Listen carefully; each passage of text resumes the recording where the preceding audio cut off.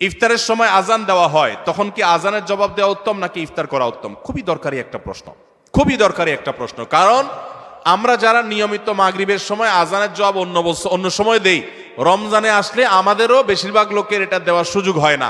কারণ ইফতার আজানের ওয়াক্ত, সূর্য ডুবছে, আজান হয়েছে, আমরা ইফতার নিয়ে এমনভাবে ব্যস্ত হয়ে পড়ি, আজানের জবাব আর দেই না।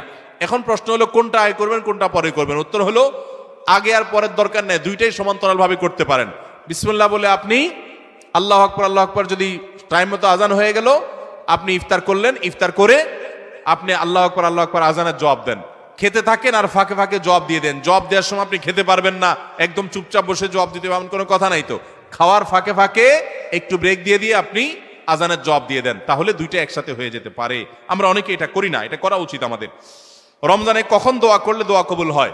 রমজানে দোয়া কখন কবুল হয়?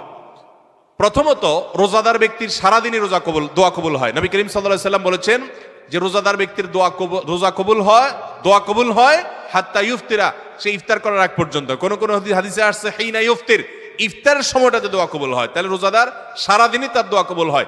আপনি রোজা অবস্থাতে, সিয়ামরত অবস্থাতে, অফিসে আদালতে, কাজে কর্মে, মা বোনরা রান্না বাড়ায়, যে যেখানে থাকেন না কেন, ওই ফাঁকে ফাঁকে আপনি দোয়া চালাই দিবেন। এবং দোয়ার জন্য অজুও জরুরি না, বিনা অজুতেও দোয়া করতে পারেন, যদি অজু করে করলে উত্তম। আর দুই হাত তুলে করতে পারছেন না, কাজ করছেন, মনে মনে আল্লাহর সাথে কথা বলছেন, এটাই দোয়া, মুনাজাত চলতে থাকবে। সারাদিনই রোজাদার ব্যক্তির রোজা অবস্থা দোয়া কবুল হয়। বিশেষ করে ইফতারের আগ মুহূর্তে দোয়া কবুল হয় স্পেশালি।